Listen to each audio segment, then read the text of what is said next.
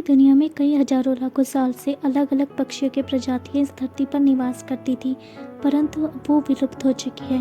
अगर बात करें 1900 से अब तक की, तो आज तकरीबन 200 जीवों की प्रजातियां पूरी तरह नष्ट हो चुकी हैं। विश्व में कई प्रकार 10,000 प्रकार के पक्षी पाए जाते हैं। इनमें से 1200 प्रजातियां ऐसी हैं जो कि लुप्त होने की कगार पर है। पृथ्वी पर मानव की गतिविधियों और जंगलों के विनाश की वजह से कई पशु पक्षी विलुप्त हो चुके हैं। सन 1500 से लेकर अब तक पक्षियों की 190 प्रजातियां विलुप्त हो चुकी हैं। विलुप्त होने की यह प्रक्रिया दिन प्रतिदिन बढ़ती ही जा रही है। चलिए उससे पहले हम जानते हैं कि आखिर ये प्रजातियां विलुप्त क्यों हो रही हैं। फिर हम उन सभी पक्षियों के बारे में जानेंगे जो प्रजातियां हमारी पृथ्वी से पूरी तरह से विलुप्त हो चुकी हैं। तो आइए सबसे पहले जानते हैं कि पक्षियों की प्रजातियां विलुप्त क्यों होती हैं। पक्षियों की नहीं बल्कि किसी भी प्रजाति के विलुप्त होने का मुख्य कारण हम इंसान ही हैं, जो अपने फायदों के लिए जंगल का विनाश और मासूम जीवों का शिकार करते हैं। इसके अलावा मौसम के बदलाव के कारण भी पक्षियों की प्रजातियां विलुप्त हो जाती हैं।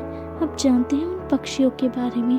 सबसे पहले है डोडो पक्षी। ये पक्षी मॉरिशस का एक स्थानीय पक्षी है। ये पक्षी उड़ नहीं पाते और बहुत बड़े आकार के होते थे। डोडो कबूतर का नज़दीकी रिश्तेदार माना जाता था। इस पक्षी की लंबाई 3.3 फीट और वजन 20 किलो तक हो सकता था। सन 1598 में डच समुद्री यात्री इस द्वीप पर आए तो उन्होंने डोडो को उसके मांस के लिए शिकार करना शुरू कर दिया। डोडो पक्षी का शिकार करना बहुत आसान था, क्योंकि ये ना तो उड़ पाते थे और अधिक वजन होने के कारण न ही भाग पाते थे। समुद्री यात्रियों ने इस द्वीप पर लगभग सभी डोडो पक्षियों को मारकर पूरी प्रजातियों को ही नष्ट कर दिया था। आगे देखिए, आगे जो प्रजाति है उसका नाम है तस्मानिया ईमू।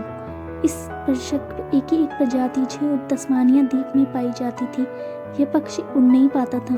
तस्मानिया में यह पक्षी काफ़ी मात्रा में पाए जाते थे, परंतु किसानों ने इसे फसल को नष्ट करने वाला पक्षी मानते हुए इसके शिकार करना शुरू कर दिया और लगभग सारे पक्षियों को ही मार डाला। आगे जो प्रजाति है उसका नाम है कैरेलिया पैरकिट। एकमात्र तोते की प्रजाति थी जो कि उत्तरी अमेरिका में पाई जाती थी। यह पक्षी अलाबामा राज्य में मुख्य रूप से पाया जाता था। यह प्रवास करके ओहायो, आयोवा, इलिनॉइस आदि अमेरिकी राज्यों में भी जाता था। इसका आकार 12 इंच का था तथा वजन 280 ग्राम हुआ करता था।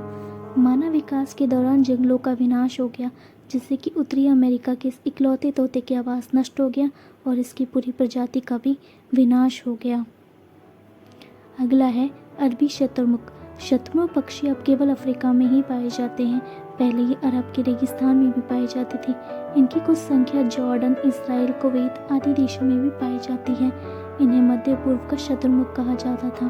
अरब के अमीर लोगों ने खेल के रूप में इस पक्षी का शिकार करना शुरू कर दिया था। इस पक्षी का शिकार मांस, अंडों, उसके पंखों के लिए किया जाता था। इसकी सुंदर पंखों से कई प्रकार के क्राफ्ट्स बनाए जाते थे। प्रथम विश्व युद्ध के दौरान बंदूक और राइफल के आ जाने से इनका शिकार और भी आसान हो गया। इन्हें केवल मनोरंजन के लिए मारा जाने लगा और धीरे धीरे अरबी शतुरमुर्ग की पूरी प्रजाति ही इस तरह से हम इंसानों के द्वारा खत्म कर दी गई। आगे है नंबर 6 पर है संदेशवाहक कबूतर। ये कबूतर भारी मात्रा में उत्तरी अमेरिका में पाए जाते थे। उनके झुंड इधर उधर उड़ते हुए देखे जा सकते थे। ये कबूतर उत्तरी अमेरिका के जंगलों में पाए जाते थे। जब अमेरिका में अफ्रीका के लोगों को गुलाम बनाकर लाया गया तो उन्हें सस्ते भोजन के रूप में संदेशवाहक कबूतरों का मांस खिलाया जाता था, क्योंकि इनका शिकार आसानी से किया जा सकता था और ये काफ़ी मात्रा में मौजूद थे।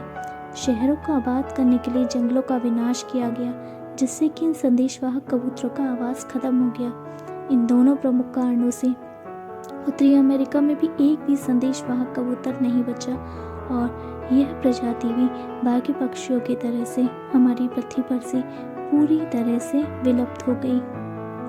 तो दोस्तों, ये हैं कुछ पक्षी हैं जिनकी हमारी पृथ्वी पर से प्रजातियाँ पूरी तरह से विलुप्त हो चुकी है। अगर आपको ये जानकारी अच्छी लगी हो और इसी तरह की और जानकारी के लिए प्लीज़ चैनल को लाइक और सब्सक्राइब कीजिएगा, ताकि इस तरह की और वीडियोस और दिलचस्प जानकारियाँ आपको मिलती रहें। And thank you so much for watching. Thank you once again. Keep watching, keep subscribe, keep follow.